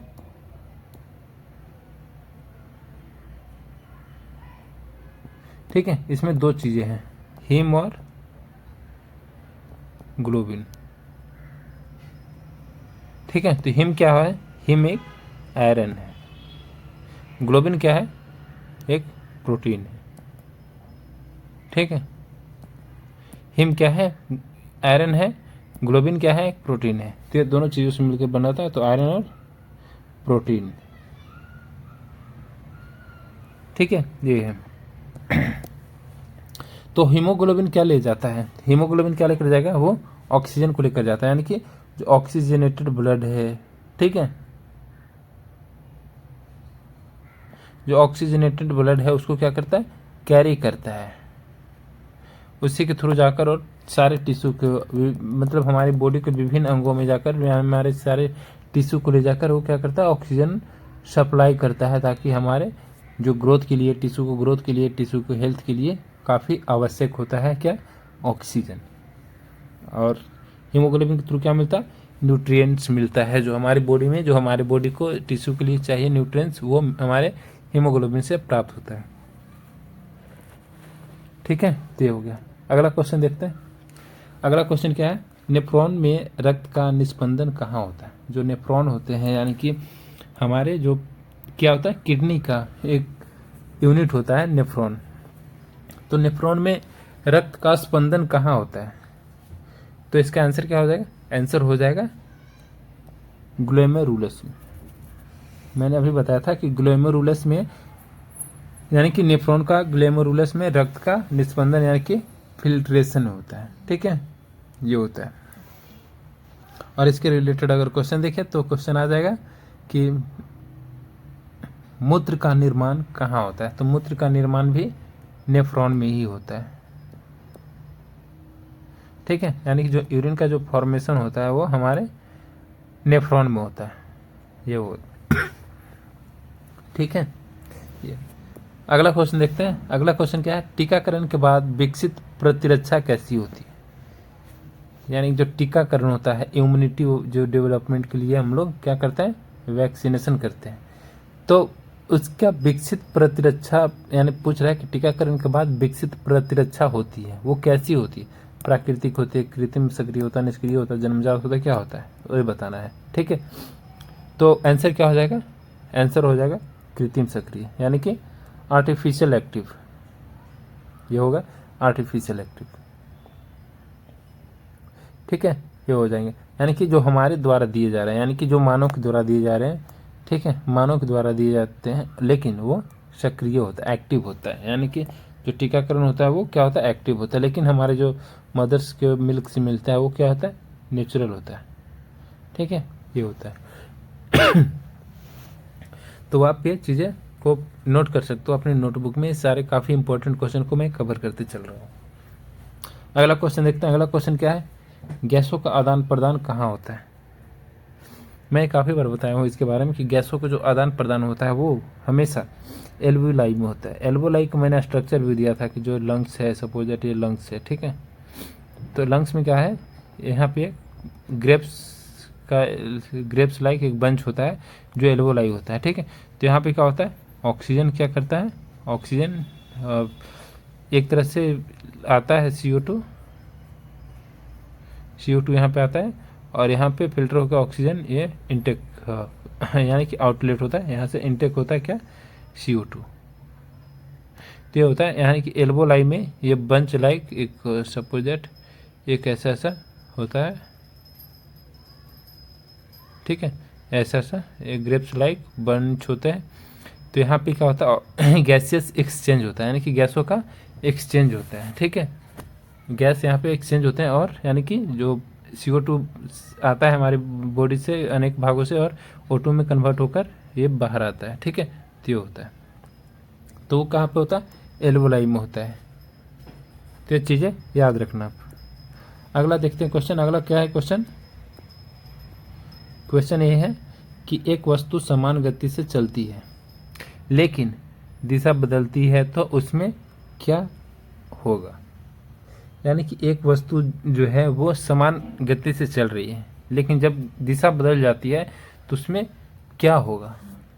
तो आंसर क्या हो जाएगा इसका? आंसर हो जाएगा कि उसमें क्या होगा, तो आप बता सकते हो कि उसमें परिवर्तित त्वरण यानी कि वेरिएबल एक्सीलरेशन होता है। जब भी वो दिशा चेंज कर रही है, जैसे एक समान गति से चल रही है, ठीक, लेकिन जब उसमें दिशा बदल दी, तो जो दिशा बदल दी तो यहाँ पे जो उसका जो चेंजेस जो हो रहा है वो वेरिएबल एक्सीलरेशन होता है, यानी कि प्रतिवर्ती त्वरण हो रहा है। तो ये हो जाएंगे इसका आंसर। ओके, और इसके रिलेटेड अगर क्वेश्चन देखें तो इसके रिलेटेड क्वेश्चन ये आ सकते हैं कि समान वृत्तीय गति में क्या होता है, यानी कि जो समान वृत्तीय गति, समान मतलब एक ही समान, ये वृत्तीय हो गया, ये गति हो रहा है, ठीक है। तो समान वृत्तीय गति में क्या होता है? तो समान वृत्तीय गति में क्या होगा आप बता सकते हो कि कांस्टेंट स्पीड, ठीक है, यानी कि जो चाल है वो कांस्टेंट है, यानी कि समान है, लेकिन चेंजिंग डायरेक्शन है, ठीक है, यानी कि चेंज क्या हो रहा है? डायरेक्शन हो रहा है, यानी कि जैसे यहाँ पे आया, फिर इधर आया, फिर इधर आया, तो ये चीज़ हो गया, ठीक है। तो constant speed but changing direction, ये हो जाएंगे आंसर। ओके, काफ़ी इजी क्वेश्चन है, आप बिल्कुल सोल्व कर सकते हो, इजी वे में सोल्व कर सकते हो। अगला क्वेश्चन है कि संवेग की इकाई क्या है? जो संवेग होता है यानी कि जो मोमेंटम होता है उसका इकाई क्या होता है? इकाई क्या होता है मतलब यूनिट क्या होता है? तो संवेग जो होता है उसका इकाई क्या होगा? तो आंसर क्या हो जाएगा? आंसर हो जाएगा उसका किलोग्राम मीटर पर सेकेंड। इसका क्या है? यूनिट है, यानी कि मोमेंटम का यूनिट है, यूनिट ऑफ मोमेंटम, यानी कि संवेग की इकाई है किलोग्राम मीटर पर सेकेंड, ठीक है। और अगर इसके रिलेटेड अगर क्वेश्चन देखें तो क्वेश्चन आ सकता है कि संवेग जो होता है यानी कि जो मोमेंटम होता है किस पर निर्भर करता है? तो संवेग हमेशा मास एंड वेलोसिटी पे, ठीक है, मास एंड वेलोसिटी पे डिपेंड करता है, ठीक है।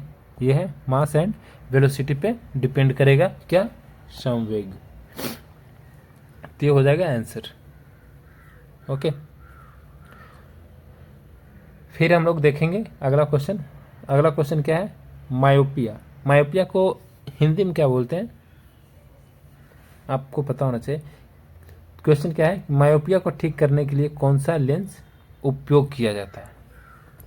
जो मायोपिया होता है उसको ठीक करने के लिए कौन सा लेंस का उपयोग किया जाता है? तो आंसर क्या हो जाएगा? आंसर होगा अवतल लेंस, ठीक है। यानी कि जो मायोपिया होता है उसको ठीक करने के लिए कौन सा लेंस का उपयोग किया जाता है? तो वो होता है कॉनकेव लेंस, यानी कि अवतल लेंस, ठीक है, ये होता है। और इसी के रिलेटेड अगर क्वेश्चन आए तो क्वेश्चन ये आ सकता है कि हाइपरमेट्रोपिया, हाइपरमेट्रोपिया किससे ठीक किया जाता है? तो हाइपरमेट्रोपिया जो होता है वो ठीक किया जाता है, वो है उत्तल लेंस, ठीक है। अवतल लेंस के द्वारा क्या किया जाता है? मायोपिया को ठीक किया जाता है। लेकिन अगर क्वेश्चन ने पूछ दिया कि हाइपरमेट्रोपिया,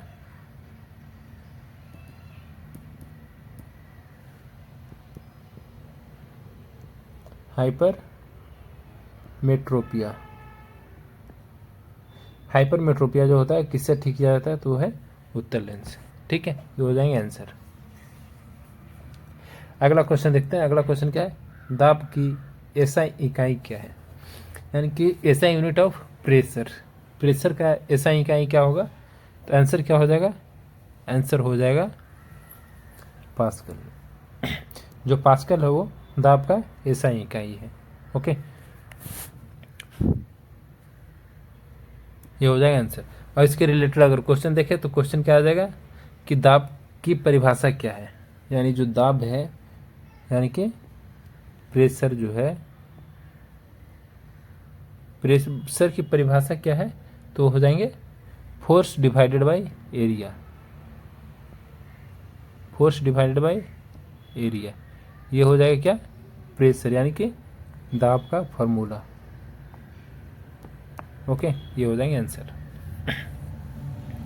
अगला क्वेश्चन देखते हैं। अगला क्वेश्चन क्या है? कि जब बल विस्थापन के लंबवत हो तो किया गया कार्य क्या होगा। जब भी बल जो होता है यानी कि जो फोर्स होता है वो हमेशा डिस्प्लेसमेंट यानी कि विस्थापन के लंबवत हो, ठीक है, तो किया गया कार्य क्या होगा। तो आंसर क्या हो जाएगा, किया गया कार्य क्या हो जाएगा, उसमें किया गया कार्य हो जाएगा शून्य। ओके, तो ये हो जाएगा आंसर। और अगर इसी के रिलेटेड क्वेश्चन देखें कि कार्य की एसआई इकाई क्या है, तो कार्य का एसआई इकाई होता है जूल, ठीक है, कार्य का एसआई इकाई जूल होता है। तो ये हो गया आंसर। अगला देखते हैं, मैथ का देखेंगे। मैथ का देखेंगे 5 क्वेश्चन, मैथ और रीजनिंग के। तो ये जो क्वेश्चन है थोड़ा सा टफ तो है सारे के लिए, क्योंकि थोड़ी सी काफ़ी कम क्वेश्चन, ये बोलते हैं क्या, गुणनखंड है, ठीक है, ये चैप्टर को क्या बोलते हैं, हिंदी में गुणनखंड बोलते हैं। तो गुणनखंड से क्वेश्चन आते हैं, एक तो कभी कभी आ जाते हैं, लेकिन काफ़ी टफ होते हैं क्वेश्चन। तो इसको हम लोग एक वैसे जो भी भाई पढ़े होंगे तो उनको थोड़ी सी पता होगा, लेकिन जो नहीं पढ़े होंगे उनके लिए थोड़ी सी मुश्किल हो सकती है, थोड़ी सी टफ लग सकता है, बाकी क्वेश्चनों की तरह नहीं लगेगा इजी, ठीक है। तो हम लोग देखेंगे कि से क्वेश्चन क्या है कि यदि x square minus 5x plus 6 बराबर 0 तो मूल क्या है। तो इसमें हम लोग मूल को निकालेंगे यानी कि रूट को निकालेंगे। तो इसमें हम लोग क्या करते हैं कि स्टेप वाइज हम लोग देखेंगे। तो स्टेप 1 में हम लोग क्या करेंगे, स्टेप 1 हो गया, ठीक है। तो स्टेप 1 में हम लोग क्या करेंगे, स्टेप 1 में हम लोग ऐसी 2 संख्या चाहिए जिनका गुणज 6 है और योग क्या हो जाएगा -5, यानी कि गुणज क्या होगा, जो गुणन होगा वो 6 होगा और योग जो होगा यानी कि यो दोनों संख्याओं को जोड़ने के बाद हमारे जो योग होगा -5 आना चाहिए, ठीक है। तो वो दोनों संख्या कौन सा हो जाएगा, -2 एंड -3, ये हो जाएंगे वो 2 संख्या,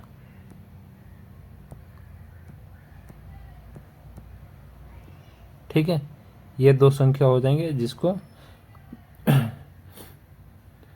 हाँ, जिसको क्या होगा गुणज 6 होगा और योग -5 हो जाएगा, ओके। तो ये होंगे। तो हम लोग चलते हैं फिर इसके स्टेप पे, इसी स्टेप पर।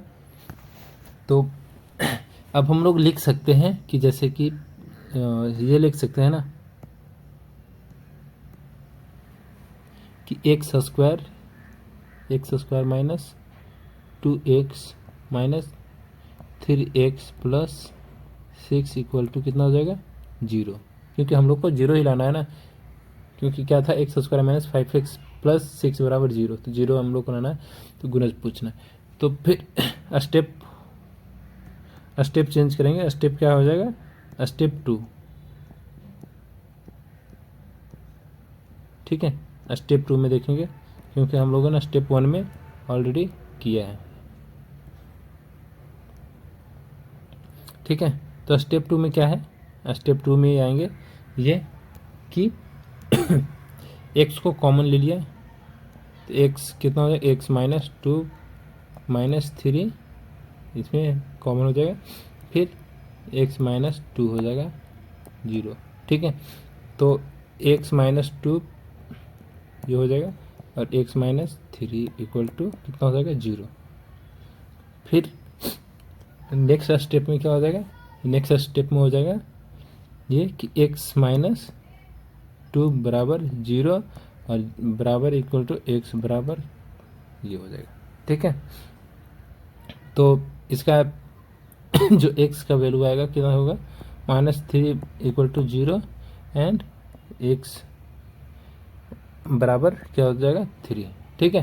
तो इसमें फाइनल जो आंसर हो जाएगा वो कितना हो जाएगा 0.2 एंड 0.3, ये हो जाएंगे इसका आंसर, क्योंकि यहाँ पे x माइनस कितना है 3 इक्वल टू कितना हो जाएगा 0, तो यहाँ पे x का वैल्यू कितना हो जाएगा, x का वैल्यू हो जाएगा यहाँ पे 2 और यहाँ पे x इक्वल टू 3 हो गया, ठीक है।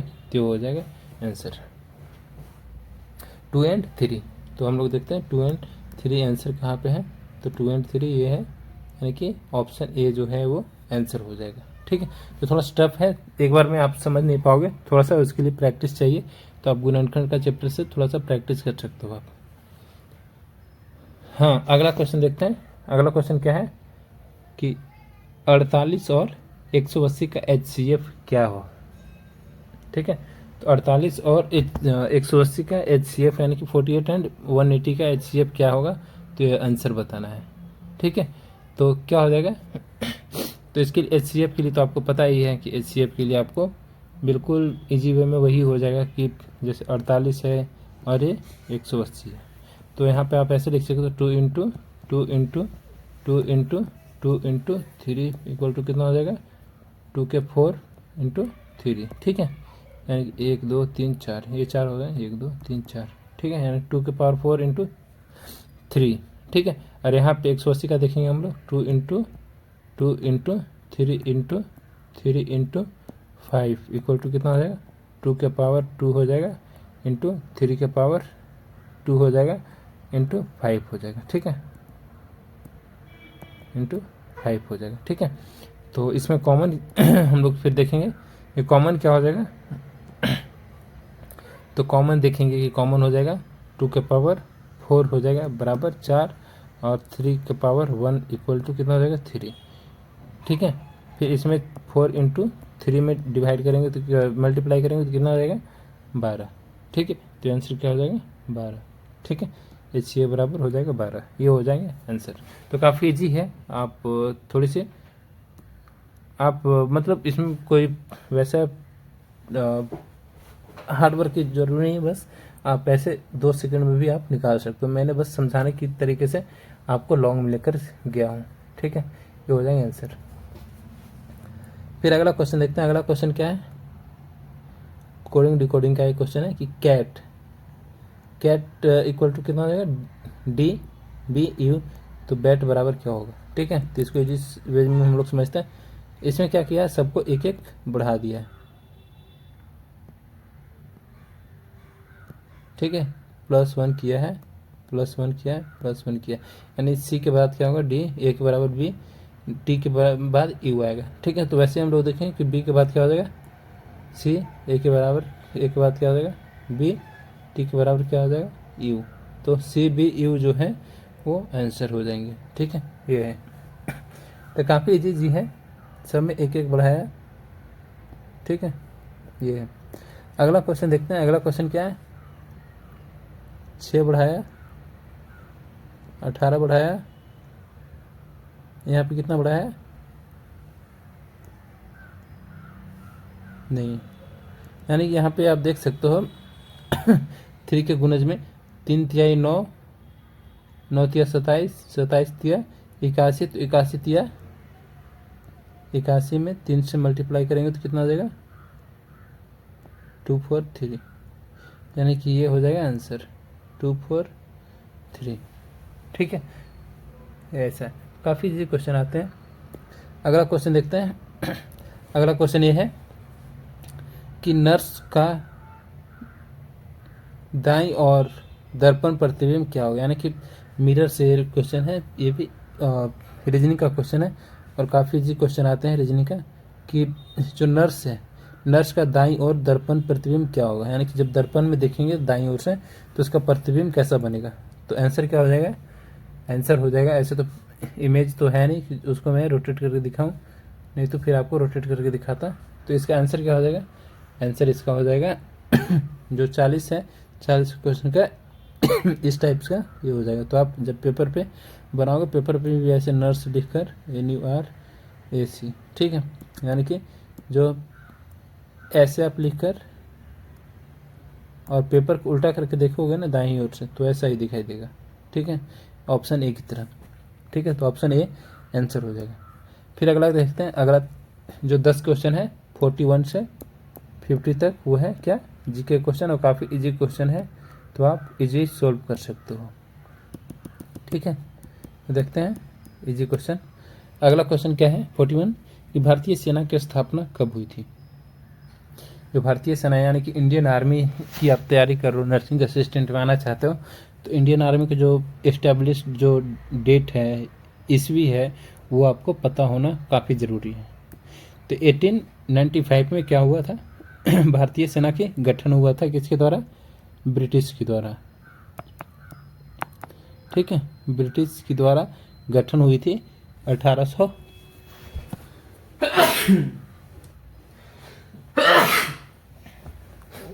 यानी कि 1895 ईस्वी में भारतीय सेना की गठन हुई थी। ठीक है, ये हो गया आंसर। तो अगर भारतीय सेना के रिलेटेड अगर हम लोग को क्वेश्चन देखना होगा कि कैसे क्वेश्चन और आते हैं, तो हम लोग देख सकते हैं कि और क्वेश्चन कैसे आते हैं भारतीय सेना के रिगार्डिंग। ठीक है, तो क्वेश्चन ये भी आते हैं कि भारतीय वायुसेना की स्थापना कब हुई थी। तो भारतीय वायुसेना यानी कि एयरफोर्स। ठीक है, जो एयरफोर्स की स्थापना हुई थी वो थी 1932, लेकिन इंडियन आर्मी कब हुई थी? 1895 में। ठीक है, ये हो जाएगा आंसर। यानी कि आप बता सकते हो कि 37 साल, ठीक है, 37 साल बाद भारतीय वायुसेना की स्थापना हुई थी इंडियन आर्मी के बाद। तो काफ़ी लॉन्ग डिस्टेंस है, काफ़ी बहुत बड़ी जर्नी अकेले संभाल रखी थी भारतीय सेना ने। तो प्राउड ऑफ भारतीय सेना। ठीक है, अगला क्वेश्चन देखते हैं कि जापान की मुद्रा क्या है। जापान हो गया, और काफ़ी सारे जापान हो गए, चीन हो गए, ये सब की मुद्रा यानी कि करेंसी के बारे में हमेशा क्वेश्चन आते रहते हैं। तो आप जापान, यूएस और अमेरिका, ये सब मतलब ये सब जो है, ये सारी की चीज़ों को, यूके, ये सब का मुद्रा याद रखना। ठीक है, कब न पता कैसे क्वेश्चन आ जाए। तो जापान की मुद्रा क्या है? जापान का मुद्रा होगा येन। ठीक है, अगर इसके रिलेटेड क्वेश्चन देखें तो अमेरिका की मुद्रा क्या है? तो अमेरिका का मुद्रा हो जाएगा डॉलर। ठीक है, डॉलर। और यूके यानी कि यूनाइटेड किंगडम, यूके का मुद्रा क्या है? यूके का मुद्रा पाउंड है। ठीक है, यह पाउंड। तो अलग अलग कंट्री के अलग अलग रुपीज होते हैं, करेंसी होते हैं। इंडिया का क्या है? तो इंडिया का अपना प्यारा इंडिया का करेंसी है, वो है रुपीज। ठीक है, ये है। अगला क्वेश्चन है कि विश्व का सबसे बड़ा महासागर, सबसे बड़ा महासागर बोल सकते हो या सबसे गहरा महासागर बोल सकते हो। ठीक है, सबसे गहरा भी बोल सकते हो। तो सबसे बड़ा और सबसे गहरा महासागर जो है विश्व का, वो है कौन से? सबको पता है, वो होने वाला है प्रशांत महासागर। ठीक है, प्रशांत महासागर विश्व का सबसे बड़ा और सबसे गहरा महासागर है।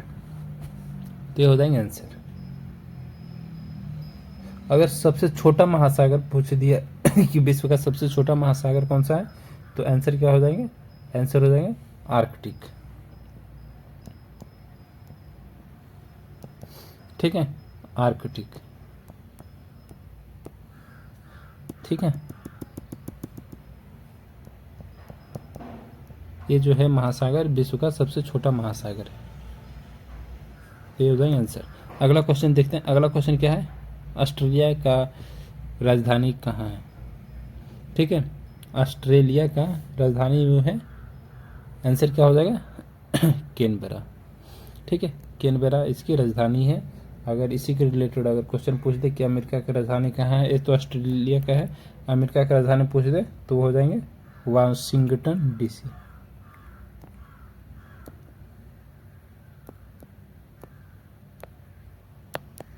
ठीक है, वाशिंगटन डीसी। अगला क्वेश्चन देखते हैं। अगला क्वेश्चन क्या है? भारत की राष्ट्रीय पशु क्या है? पशु क्या है यानी कि भारत की राष्ट्रीय पशु पूछ रहा है। तो भारत का राष्ट्रीय पशु क्या हो जाएंगे? आंसर क्या हो जाएगा? आप सबको पता है, पशु पक्षी ये सब जो नेशनल जो चीज़ें हैं वो तो बिल्कुल भूलने की कोशिश ना करें, और भूलना भी नहीं चाहिए। क्योंकि एग्ज़ाम में आया ना, ये तो बेसिक नॉलेज होना चाहिए कि हमारे जो नेशनल पशु है, पक्षी है, जो भी है, मिठाई है, ये सारी चीज़ें याद रखना चाहिए आपको। तो हमारे जो नेशनल पशु है, पशु क्या है, वो बाघ है। अगर पक्षी के बोल दे तो है पिकॉक, मोर। ठीक है, ये है। अगला क्वेश्चन देखते हैं। अगला क्वेश्चन क्या है, भारत के मिसाइल मैन। ठीक है, मिसाइल मैन के नाम से जाने जाते हैं। कौन जाने जाते हैं? तो ये है, आंसर क्या हो जाएगा, डॉक्टर APJ अब्दुल कलाम। ठीक है, ये भारत के मिसाइल मैन भी थे और भारत का प्रेसिडेंट भी रह चुके हैं। ये सबको पता होना चाहिए कि जो डॉक्टर APJ अब्दुल कलाम जो थे, वो भारत का प्रेसिडेंट भी रह चुके हैं। ठीक है, और इसके रिलेटेड क्वेश्चन, भारतीय अंतरिक्ष कार्यक्रम के जो जनक जो थे वो कौन थे? वो हैं विक्रम साराभाई। ठीक है, ये जो विक्रम साराभाई हैं वो भारतीय अंतरिक्ष कार्यक्रम के जनक भी हैं। इसरो का मुख्यालय कहाँ है? वो है बेंगलुरु में। और इसके रिलेटेड क्वेश्चन क्या होगा कि DRDO का मुख्यालय कहाँ है? तो वो हो जाएंगे दिल्ली। ठीक है, DRDO का मुख्यालय कहाँ है? तो है दिल्ली में। और इसरो का मुख्यालय कहाँ है? वो है बेंगलुरु में।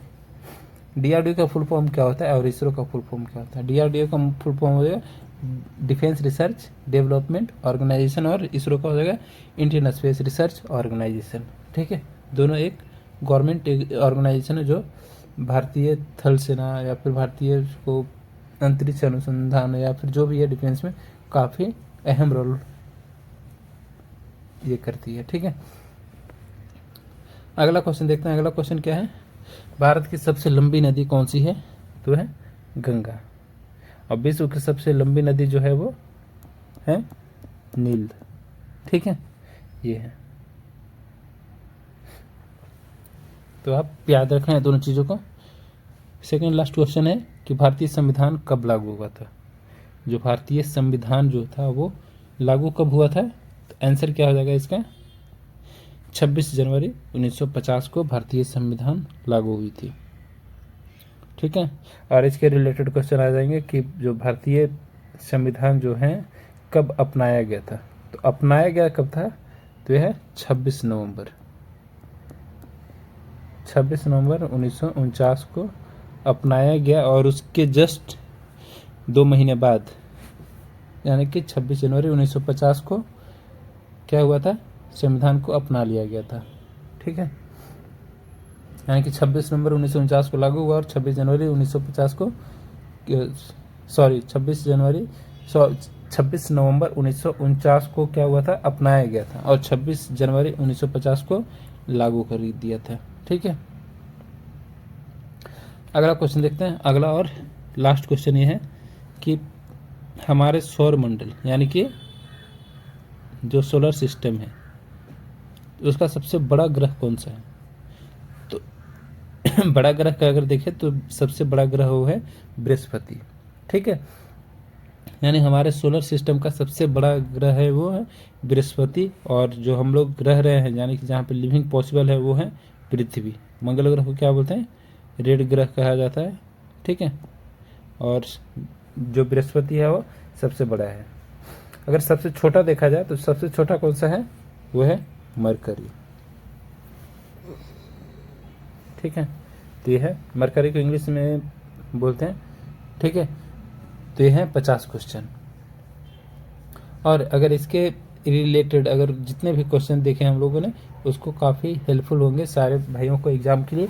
तो प्लीज़ वो क्वेश्चन को मिस ना करें, जो रिपीटेड क्वेश्चन है वही मैंने क्वेश्चन को किया हो। बाकी हम लोग फिर मिलेंगे आपसे नेक्स्ट वीडियो में। और आज के लिए जय हिंद, जय भारत। ये चीज़ों को बिल्कुल ना भूलना भाई, क्योंकि आने वाले जो 7 अप्रैल को एग्ज़ाम है जो सेंटर में हो रही है आर्मी नर्सिंग असिस्टेंट की एग्ज़ाम, उसमें भी काफ़ी अहम रोल निभाएगी ये क्वेश्चन। तो आप सब याद रखोगे एक क्वेश्चन को। ठीक है, तो आज के लिए इतना ही, फिर मिलते हैं आपसे कल की वीडियो में। आज के लिए जय हिंद, जय भारत।